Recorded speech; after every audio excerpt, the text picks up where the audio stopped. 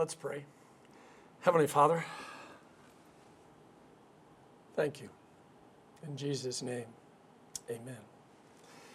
So my first car in high school was a truck, a 1961 red and white Ford F100 six-cylinder, four-speed with about 120,000 miles on it. And by the way, back then, that was a lot.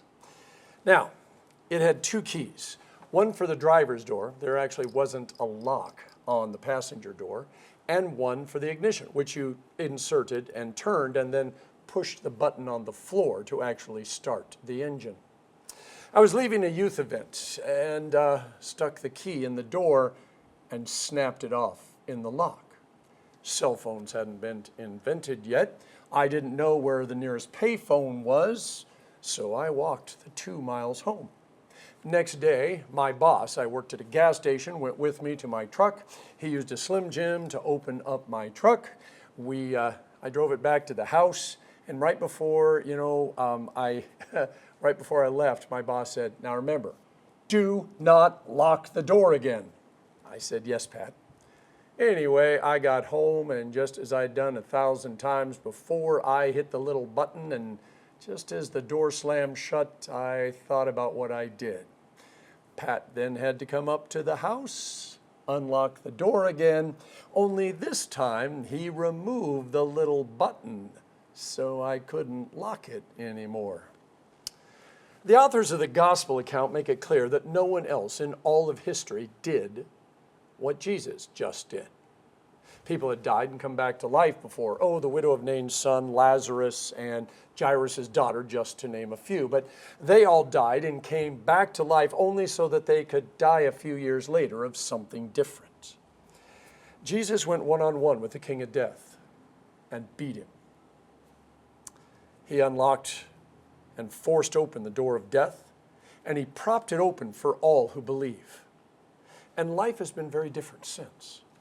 Now, the problem is, like Winnie Pooh, he was a bear of very little brain, and we are a people of very little memory when it comes to God's grace.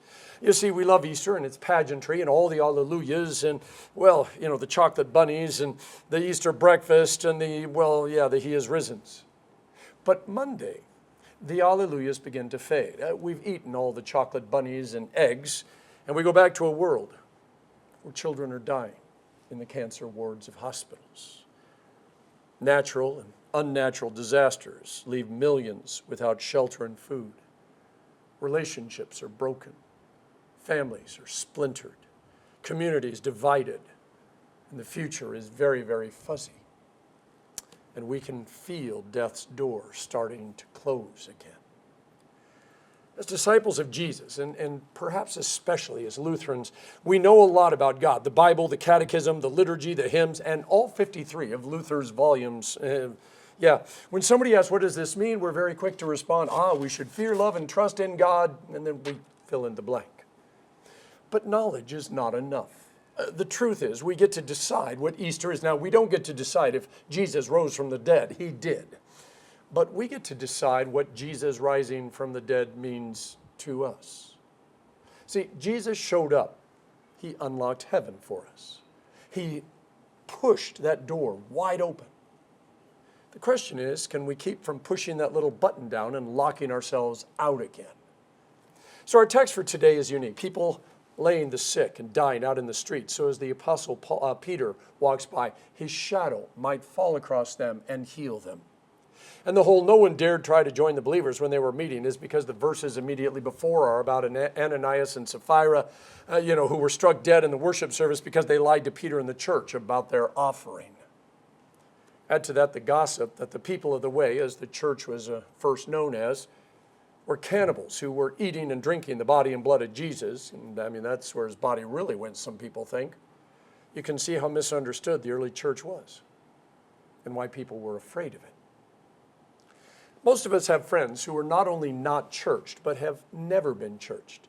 This is really one of the first generations where we have a large number of individuals who, the only thing they know about the church is what they've seen on TV and in movies and read about in social media.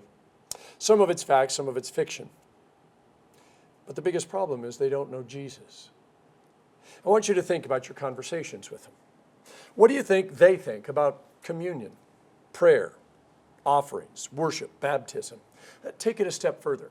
What do you think they think being a Christian is? Why are you a Christian? What does being a Christian give you? And what's the purpose? I have nothing to offer God except my faith. And even that faith is a gift from Him in the first place. I want to believe, but often I want to believe by understanding things, explaining things, trusting in my own power of reason over and against faith. And that brings a great tension to my life. Now, would I be willing to take someone I love, someone who is suffering from some terrible disease that the doctors have given up on, and lay them in the street, hoping that as a pastor walked by, the pastor's shadow would pass over them and they would be healed?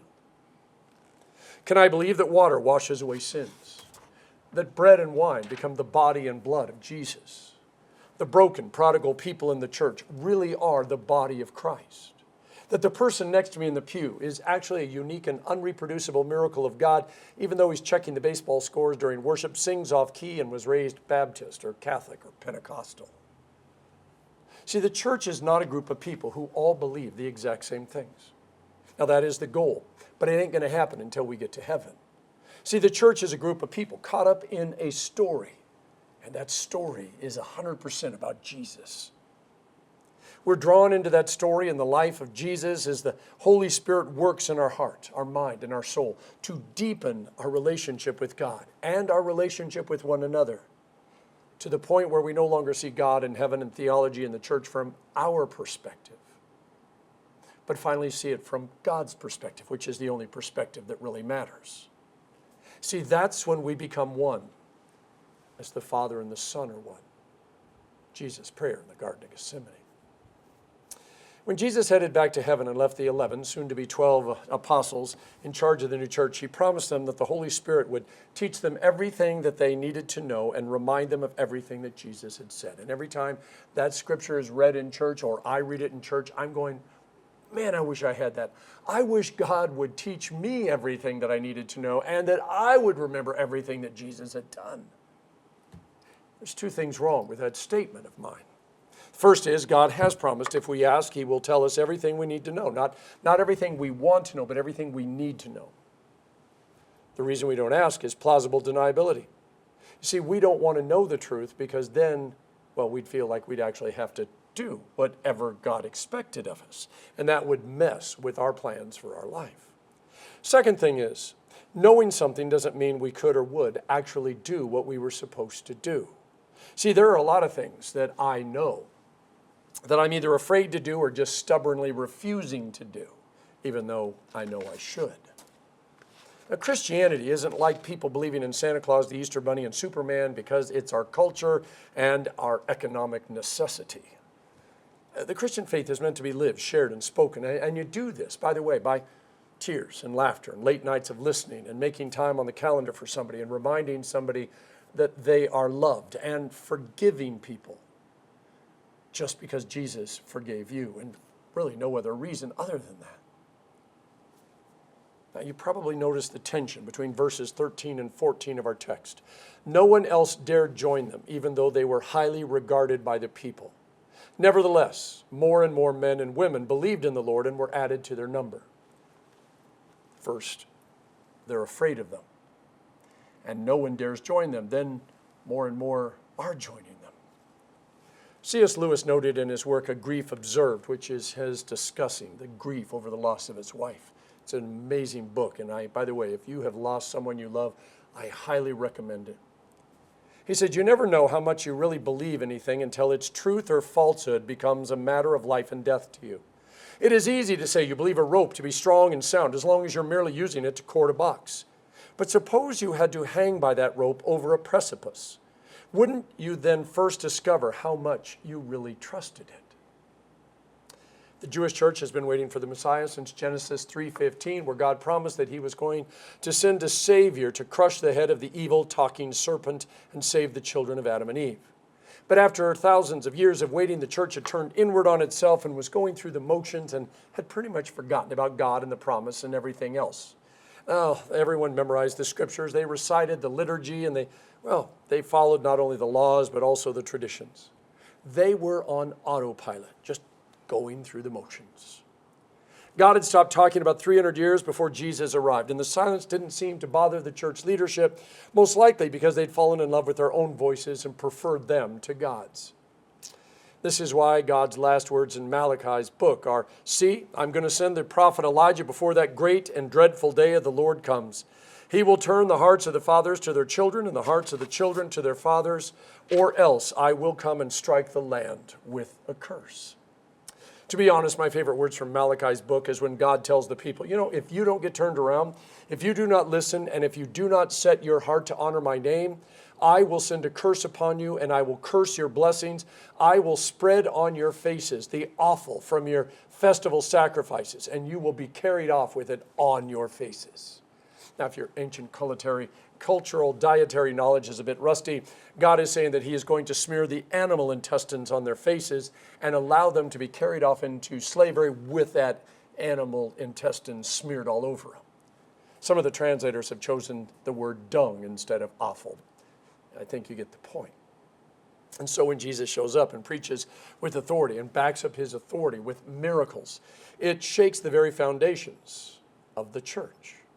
God said he would send Elijah. Jesus said John the Baptizer is the Elijah, if you are willing to accept that. And the day would be both great and dreadful. Great for those who hoped against hope and believed that God would fulfill his promise, and awful, dreadful for those who had grown tired of waiting and had chosen to become their own God with their own religion and their own rites and traditions. Now, God has never really stopped talking. Now, he may not speak loudly, but he is always speaking. And we must decide if we're going to listen. And God may also not go around always parting oceans or stopping the world or creating special celestial events as he's done in the past. But God is always doing something, and we must decide for ourselves if we are going to look for that which God is doing. If we are waiting for God to speak and do amazing things, this is the best possible, scenario, because God never disappoints. But if we are hoping that God forgot about us and we can make our own little kingdom and do our own little thing, that means we're never going to be saved, because there is no place you can hide, no place where his power can't break in and redeem the human heart. For both the expectant and the fearful, it is often just when and where we least expect him that he shows up in his most amazingness. Faith is a new way of looking at what is seen and hearing and understanding what is heard in a very different way. Loving God means trusting him when you can think of 100 reasons not to. It means praying to him even when you don't feel like it. It means watching for him in the beauty and the tragedy, in the mystery and in the boredom of your own life and in the lives of those around you. We know much more about God than we admit we know, and this is the purpose of our text today. When C.S. Lewis said, it's easy to say you believe in a rope to be strong and sound as long as you're just going to use it to tie up a box, but suppose you had to hang by that rope over a precipice. Wouldn't you first discover how much you trusted it? It's not a rhetorical question. See, it's easy to say we believe in God, especially when life is a bowl of cherries and eggs are $1 a dozen and everybody's job is safe and houses are affordable and your family is healthy and you are young enough that you don't really have to worry about heaven, because that's a long way off. But when someone we love cannot be healed, when houses and eggs aren't affordable, when jobs are scarce and life is uncertain, everything changes. Such moments might lead us to carry a friend or loved one and lay them down in the street, hoping that as a particular pastor walks by, the shadow of that pastor will fall over our friend and heal them. We might be willing to believe a little water will wash away our sins, that wine and bread actually become the body and blood of Jesus as a means of grace. That death is not the end, that life has a grander purpose than just existing, and as small and insignificant as we often feel, we really are the unique and unreproducible miracles of God. See, the resurrection makes every day as holy as any other day in history. The resurrection is not a mystery to be solved. It's a miracle to be lived in. The author of Hebrews starts his book in many and various ways. God spoke to his people of old by the prophets, but in these last days, he has spoken to us by his Son. We have an incarnational God. We are trusting not just our life, but our eternity to the cross and the empty tomb and the resurrected Jesus and his ascension. Remember the words of 1 Corinthians 15? You know, what I received, I passed on to you as of first importance, that Christ died for our sins according to the Scriptures, that he was buried, that he was raised on the third day according to the Scriptures. Those are St. Paul's words to us. It's one of the earliest Christian creeds. And Paul says, if Jesus was not raised from the dead, then we are to be pitied more than anyone else in all of history. No truer statement has ever been written. C.S. Lewis challenges us to make sure the rope that we are, well, quite willing to hang a box of junk up with, but now have to decide if we're willing to risk our life on, really is strong enough. To that, a contemporary of C.S. Lewis's, Dietrich Bonhoeffer, said, "The cross is the sign that stands in judgment on all the false security in our lives and restores faith in God alone." To prove the cross is sufficient to save us, Jesus went first, stands on the other side with his arms held open wide and a smile on his face. No greater witness is necessary or even possible. In the name of the Father, and of the Son, and of the Holy Spirit. Amen.